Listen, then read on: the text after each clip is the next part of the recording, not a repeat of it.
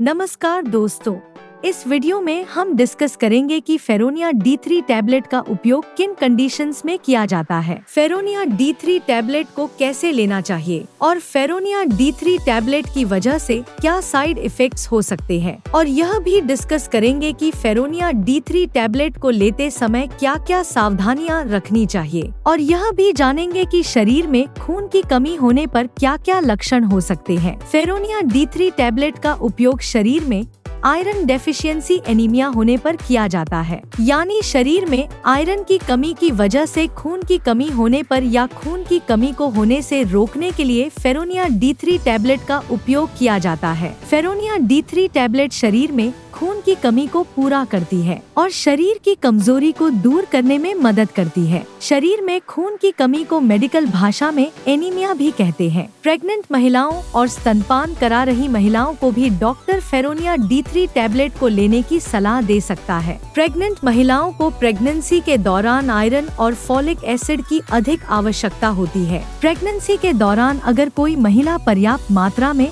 Iron का seven नहीं करती है तो प्रेग्नेंट महिलाओं में खून की कमी हो सकती है। फेरोनिया D3 टैबलेट के अंदर आयरन के साथ साथ फॉलिक एसिड व विटामिन B12 भी मौजूद होता है। शरीर में फॉलिक एसिड या विटामिन B12 की कमी होने पर भी खून की कमी हो सकती है। फॉलिक एसिड शरीर में कार्बोहाइड्रेट को ग्लूकोज में बदलने का काम करता है, जिसकी वजह से शरीर को एनर्जी मिलती है। प्रेग्नेंट महिलाओं में बच्चे के विकास के लिए भी फॉलिक एसिड बहुत ही जरूरी होता है। विटामिन B12 शरीर की नसों और ब्लड सेल्स को स्वस्थ रखने के लिए बहुत ही जरूरी होता है। इसके अलावा शरीर में विटामिन B12 की कमी होने पर शरीर की नसों में दर्द व शरीर में बहुत ज्यादा कमजोरी व थकान रहने की समस्या हो सकती है। फेरोनिया D3 टैबलेट में विटामिन D3 भी मौजूद होता है। विटामिन D3 को कोलेकैल्सिफेरॉल के नाम से भी जाना जाता है। शरीर में दांतों और हड्डियों को मजबूत बनाए रखने के लिए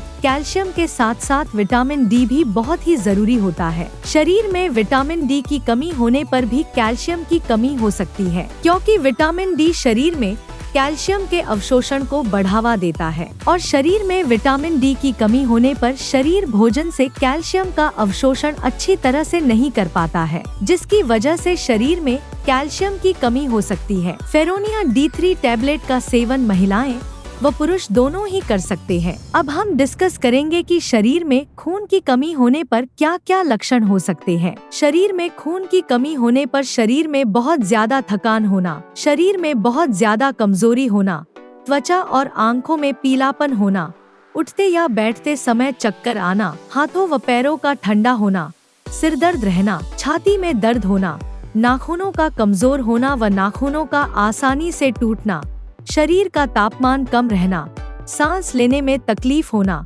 सांस फूलना और दिल की धड़कन का तेज होना आदि लक्षण शरीर में खून की कमी होने पर हो सकते हैं। इसके अलावा मिट्टी या कागज खाने की इच्छा होना आदि लक्षण भी शरीर में आयरन की कमी होने पर भी हो सकते हैं। यदि कोई छोटा बच्चा ज्यादा मिट्टी खाता है तो ये लक्षण शरीर में आयरन की कमी होने पर भी हो सकते हैं। शुरुआत में ज्यादातर व्यक्तियों में खून की कमी होने पर कोई लक्षण नहीं होते हैं, लेकिन जब शरीर में एनीमिया की गंभीरता बढ़ती जाती है वैसे वैसे एनीमिया के लक्षण भी बढ़ते जाते हैं। इसलिए शरीर में खून की कमी को पूरा करने के लिए और शरीर में कमजोरी को दूर करने के लिए डॉक्टर फेरोनिया D3 टैबलेट को लेने की सलाह दे सकता है। दोस्तों, अगर आपको वीडियो पसंद आ रहा है तो कृपया वीडियो को लाइक करना व चैनल को सब्सक्राइब करना न भूलें। साइड इफेक्ट्स की बात करें तो वैसे तो ज्यादातर व्यक्तियों में फेरोनिया D3 टैबलेट की वजह से कोई साइड इफेक्ट्स नहीं होते हैं, लेकिन कुछ % व्यक्तियों में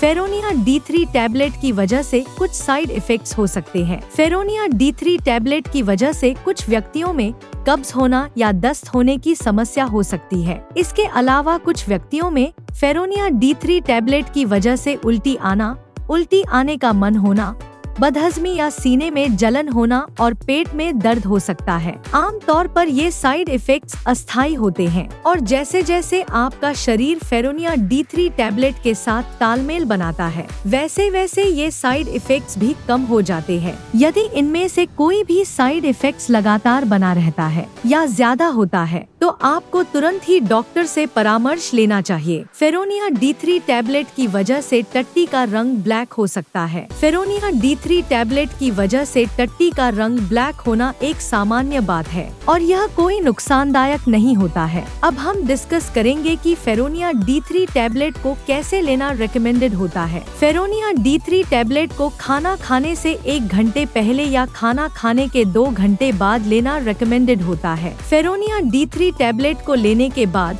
कम से कम 20 मिनट तक आपको लेटना या सोना नहीं चाहिए। आमतौर पर 18 साल से अधिक उम्र के ज्यादातर व्यक्तियों को डॉक्टर फेरोनिया D3 टैबलेट को दिन में 1 ही बार लेने की सलाह देते हैं। ज्यादातर प्रेग्नेंट महिलाओं को डॉक्टर फेरोनिया D3 टैबलेट को प्रेगनेंसी के पहले 12 सप्ताह यानी प्रेगनेंसी के पहले 3 महीने पूरे होने के बाद ही फेरोनिया D3 टैबलेट को शुरू करने की सलाह देते हैं, क्योंकि प्रेगनेंसी के पहले 3 महीने के अंदर प्रेग्नेंट महिलाओं को उल्टी आने का मन होना या मुंह का स्वाद खराब होना आदि समस्याएं अधिक होती है। इसलिए प्रेग्नेंट महिलाओं को डॉक्टर प्रेगनेंसी का 4था महीना शुरू होने के बाद ही फेरोनिया D3 टैबलेट को शुरू करने की सलाह देते हैं। लेकिन यदि किसी प्रेग्नेंट महिला को एनीमिया की गंभीरता ज्यादा है तो डॉक्टर प्रेग्नेंट महिलाओं को प्रेगनेंसी की शुरुआत से भी फेरोनिया D3 टैबलेट को लेने की सलाह दे सकते हैं। फेरोनिया D3 टैबलेट की डोज